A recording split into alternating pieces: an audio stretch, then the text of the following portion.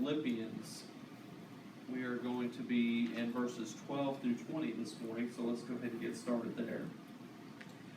Verse 12, But I would ye should understand, brethren, that the things which happened unto me have fallen out rather unto the furtherance of the gospel, so that my bonds in Christ are manifest in all the palace and in all other places. And many of the brethren in the Lord, waxing confident by my bonds, are much more bold to speak the word without fear. Some indeed preach Christ even of envy and strife, and some also of goodwill. The one preached Christ of contention, not sincerely, supposing to add affliction to my bonds, but the other of love, knowing that I am set for the defense of the gospel. What then? Notwithstanding every way, whether in pretense or in truth, Christ is preached, and I therein do rejoice, yea, and will rejoice. For I know that this shall turn to my salvation through your prayer and the supply of the Spirit of Jesus Christ, according to my earnest expectation and my hope that in nothing I shall be ashamed, but that with all boldness, as always, so now also Christ shall be magnified in my body, whether it be by life or by death.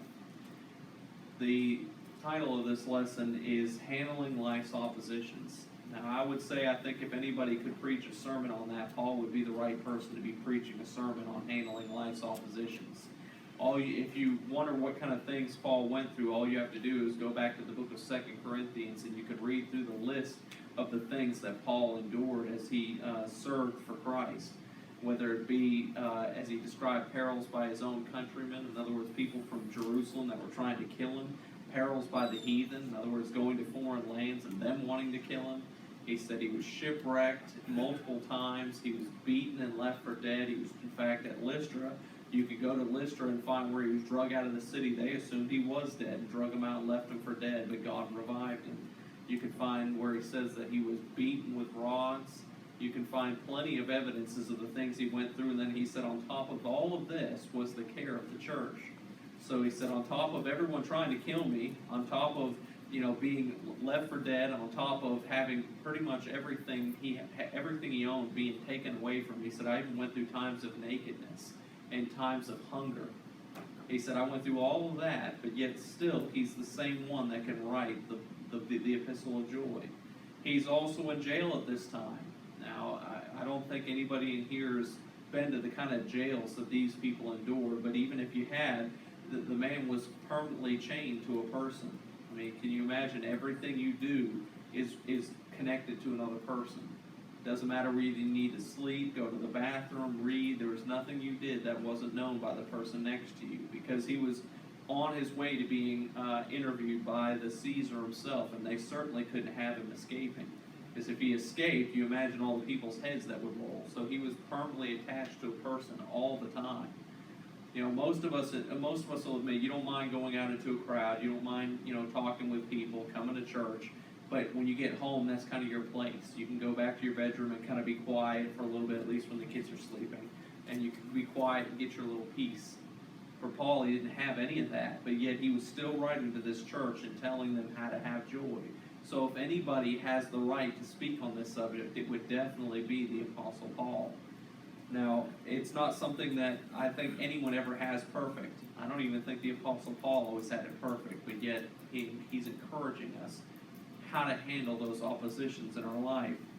And as we look here, Paul, again, we know he's writing from the Roman prison, chained to a guard 24 hours a day, and while his circumstances couldn't be any worse. In fact, he knew pretty well and good that he was going to go meet the Caesar, and that more than likely it was going to be the end of his life. But yet he writes this letter to the church at Philippi, and it's known as the Epistle of Joy. The theme throughout all of it is having joy and rejoicing. So even though Paul faced some of life's worst oppositions, this is only talking about what happened to him. This isn't even talking about the things that happened to his personal friends, people he cared about. You remember some of the people he ministered with were murdered. They were killed for the faith. But yet he went through all of that and still wrote a book on how to be joyful, still wrote this letter to them. From these verses, we're going to gain a little bit better understanding on how Paul encourages us to handle opposition in life. And have you ever noticed how it seems like opposition and obstacles always come at the most inopportune time? They never come when you're ready for them. They don't ever come when you're financially set and everything's good to go. You know, the car doesn't break down when you've got $10,000 in the bank and you're like, I can just write a check for it. It always comes when you just wrote your last amount out of the paycheck so that you could just pay the bills you've got. You've got bills still due that haven't been paid yet, and then the car breaks. You understand too, kids always get sick when money is when money's as limited as possible, don't they? When things are at their end, all of a sudden one of the kids gets sick and they have to go to the hospital. The car breaks down at the worst time, whatever the case may be. And I remember my mom used to talk about when her tax return was coming. She said she used to talk about it with us, and then she realized that everything around her had ears. She said the car could hear me talk about money. The refrigerator would hear me talk about money, and when it heard money was coming, it would break so that it could take that money. She said, so I stopped talking about money with the car. And not joking, when she get in the car, she said, now, you're a great car. Now, don't break, because I don't have any money to fix you. If you break, I'm going to leave you on the side of the road right where you break down. And she said, I think it worked, because it didn't break down nearly as much. But, you know, isn't that how life happens? Oppositions never come at an opportune time. In fact, they always seem to come when we're already at our weakest.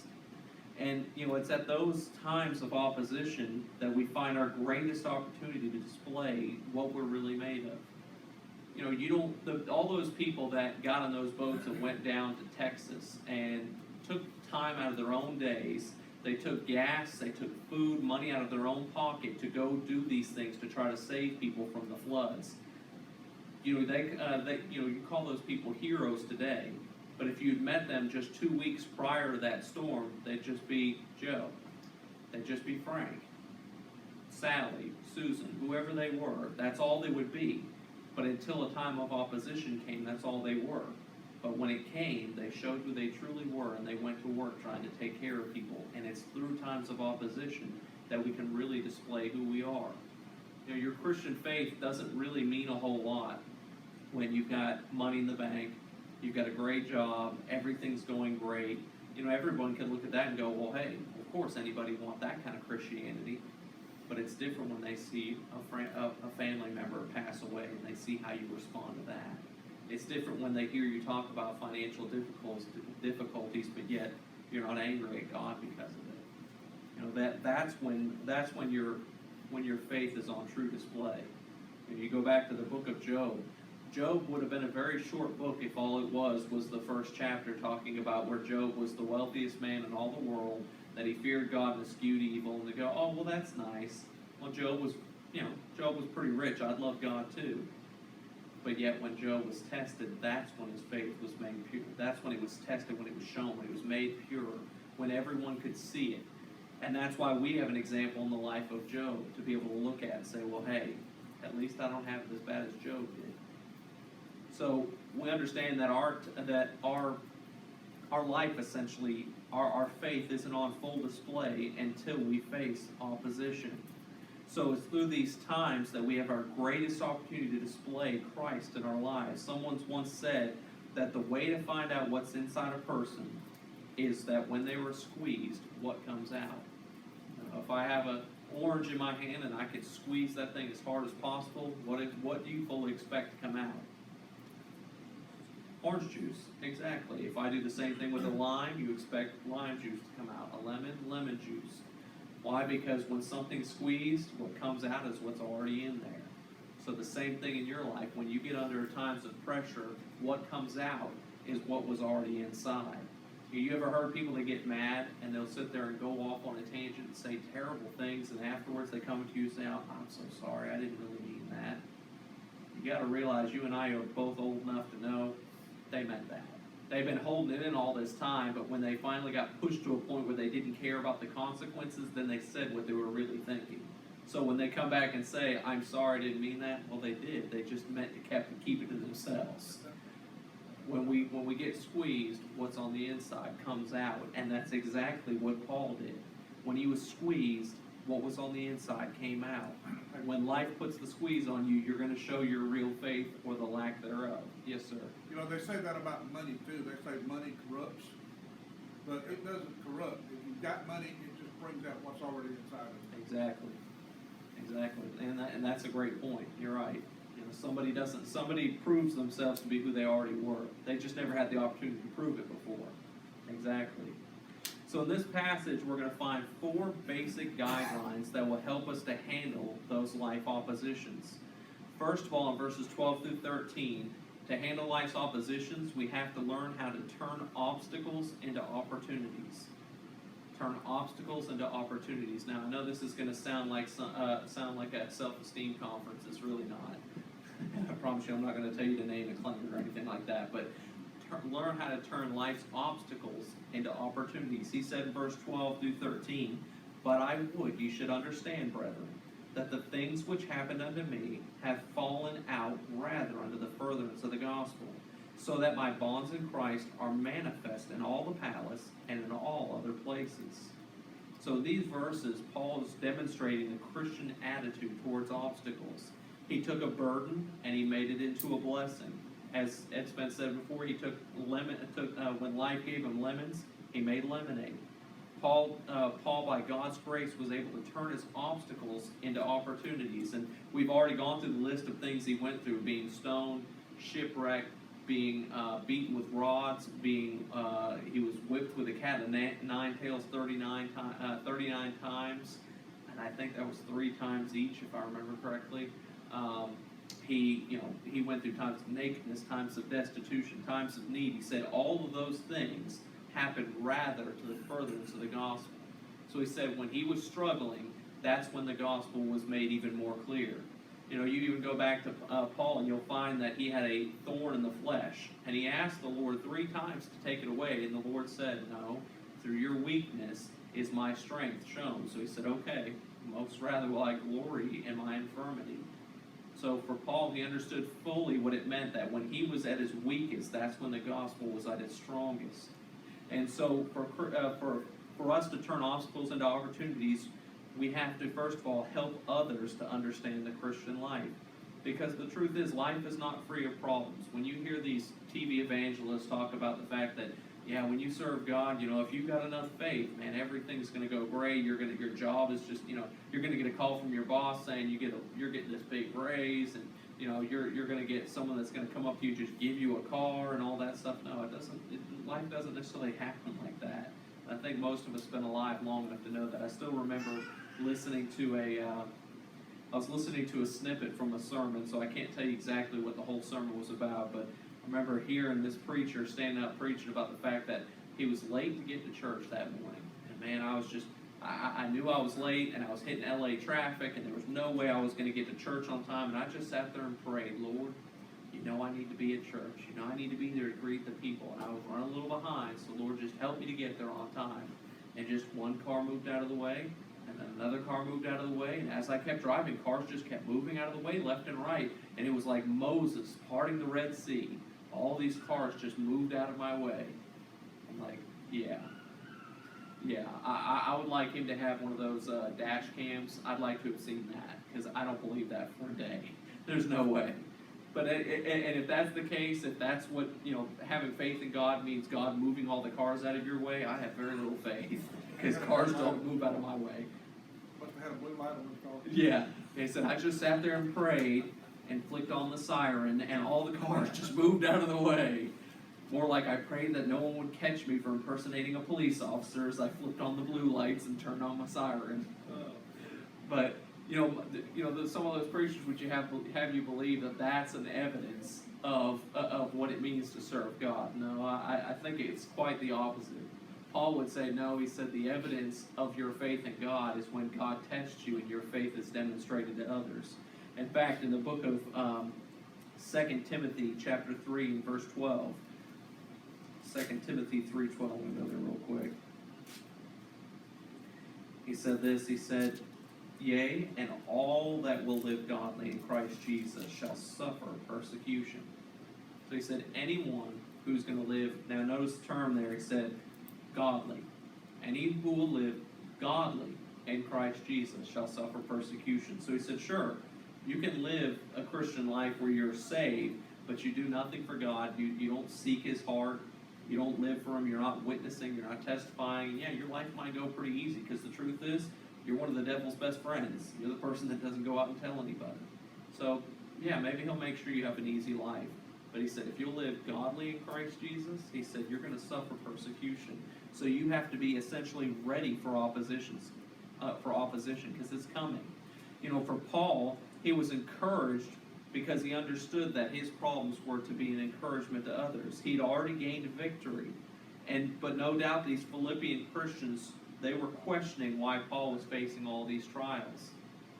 And you look at the life of Paul, and you imagine these people that he led to Christ, that were his followers. They're looking at Paul and going, well, first of all, if serving God gets you this, why do I want any part of it? Because Paul was suffering, was being, physically abused. In fact, he said that I bear in my body the marks of Christ. I promise you, if Paul walked in today and took off his shirt, he'd been about as scarred up as anybody you'd ever met because of all of the attacks he's personally taken. So somebody could look at Paul and say, why would I want to serve God if one of the best Christians I know, that's how they get treated? And right now, they're sitting on death row, essentially. Why would I want to serve God if that's what it gets me? But for Paul, it wasn't about that. He had already gained victory over this. He said, essentially, I want you to know and I want you to understand, essentially, that serving God is not about you. Paul, I guess the way you could put it, he had a 30,000-foot view. You've heard of that before, right? The idea is, right here when I'm in front of you, I've got this small view. This room right here is all I can see. I can't see anything beyond it. So if something takes place in here, someone trips over that stand and knocks the iPad down, oh, this is the worst thing that's happened today. Why? Because my view is just within this wall. But then when I stretch out and I see the whole city, all of a sudden, that's not the worst thing that's happened. Then when I stretch out and see the whole country, that's by far not the worst thing that's happened. Then when I stretch out and see the whole world, oh, that's just a drop in a bucket compared to what's taking place today. So Paul understood that while what happened to him was not pleasant, it was not enjoyable, he saw the big picture, in other words. He saw his life as a tool to be used for God. For Paul, he understood the idea again that our troubles are to help others, to encourage them to Christ. So for Paul, he turned obstacles into opportunities by, first of all, helping others to understand the Christian life through his own life. He also helped others to understand God's divine program through his life. Many of you, of course, heard the Romans 8:28, all things work together for good unto them who are called, and you can continue on through. But the idea beyond it is the fact that even when something bad seems like it's taking place, if you're called, if you're serving God, it's part of the greater picture. Now, I can't sit there and paint this as this is an easy fact to take, and it's not. I can't paint it as, oh yeah, this is, it all works together for good. Yeah, sure, I know that, you got into an accident, your wife's hurt, if you remember the guy that got hurt on the motorcycle, standing there talking to his wife, I'm sure it would have been such an encouragement to stand there and say, I know your husband's unconscious, and we're not sure if he'll ever walk again or even live again, but hey, all things work together for good. Now, that would have been terrible advice. You'd have deserved to get punched in the face for that. But the truth is, God still has a plan for everything. And he said it all works together. And even Paul understood that. He understood that although Satan was trying his hardest to stop the spread of the gospel by opposition, all he succeeded in doing was spreading it. I don't know if you've ever done this before. Maybe you're not a pyromaniac or anything like that. But if you've ever lit up something on fire and tried to put it out by stomping on it, some of the times it works, and some of the times it really works the opposite way. You go to stomp it, and all you do is throw an ember, and then the ember catches something next to it. You go to stomp it, and then you throw another ember. And in your process of trying to put out this small fire, you end up creating 6 other small fires, and then it just grows. You read the accounts of kids that have started forest fires like that. They started this small fire and thought they could handle it, and as their process of trying to put it out, they just end up making it worse, and it just grows. So the same idea is what happened with Satan. He was trying his hardest to oppose the furtherance of the gospel. So when he went to persecuting the Jews and the Jews inside Israel, he thought, oh yeah, I'm going to shut down this Christian movement. But instead, God used it to disperse the Christians and to send them out and to witness even further beyond where they were before. Then he thought, okay, I'll go ahead and have them martyred on the in the Colosseum at different places, and that didn't stop the furtherance of the gospel at all either. It kept it going. He thought that he would kill Paul himself by putting him before Caesar, but all that did was give him a chance to witness to every single Roman guard for months on end. It got him a chance to be a witness in the central city of Rome, and he got a chance to preach before the very leader of the Roman army. So what he thought was putting out the flame was just fanning it even further. I don't know if you've ever heard this quote before. It was by a French poet. His name was Jean de La Fontaine from the 1600s. He said this: "A person often meets his destiny on the road he took to avoid it."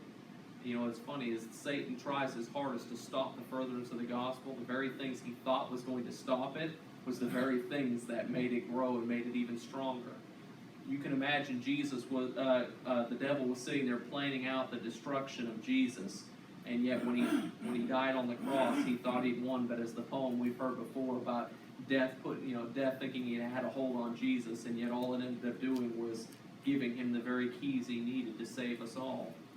So we have to understand that though Satan will try to stop the spread of the gospel, all he does is succeed in spreading it. You know, have you ever seen a glass half full of water? You've heard the question before: is it half full or is it half empty? I know people make jokes about it and say, well, you just need a bigger glass, or you got too big of a glass. Fill it back up. Yeah, or fill it back up. But, you know, a Christian must have to understand that even when oppositions come, they're not the end of the world, and to some extent they might even be the very thing God's using in our life to further the gospel, to share it with someone else. So for Paul, he understood you have to never see a problem, but instead see a challenge, because ultimately God is in control. Even you go back to Job again, and I'm not preaching this as easy at all, but Job, when he went through the troubles he went through, he looked at his wife and he said, look, can we receive good at the hand of the Lord and not evil also? He said, naked came I into the world, and naked go I out. He said, blessed be the name of the Lord. I learned going through my Christian life that the Lord uses the same thing to punish a Christian that he uses to teach them to make them grow. Yeah. The very same things. He doesn't have these rules for this and these rules for that. It all works together. You just have to know when it's what. Yeah. And I guess a good example, if you've ever watched a woodworking show, or you've ever done it yourself, you take this rough piece of wood, you put it on a lathe, you pinch it on both sides, and you sit there and spin it up to speed, and you take these tools, you'll take these metal tools with sharp edges, and you'll sit there and cut into it, and you'll sit there and work into it. If the wood was obviously alive, it would not care for that feeling all too much, because it was being cut into. And then you would take sanding paper, sit there and run sanding paper over it. But by the time you get done, you take this rough piece of wood that was pretty much good for nothing, and you end up turning into this ornate table leg that could be added to a piece of furniture that maybe 100 years from now someone will still have sitting underneath their table. And why? Because the tools were what it took. And while it doesn't feel good for the time, in the end it made it more valuable. And again, I know this is something so easy to preach, and it's a whole lot harder to live, but some of the very things, as Miss Trudy said, that you go through that are troubles, are the very things God's using to smooth out your edges and make you even more useful. So for Paul, he understood the way to handle life's oppositions was, first of all, we had to turn obstacles into opportunities. Second of all, in verse 14, we have to turn discouragement into encouragement. He said in verse 14, and many of the brethren in the Lord, waxing confident by my bonds, are much more bold to speak the word without fear. Paul was how many people? He was one person. Paul was only one man. And as one man, he could only do the work of one man.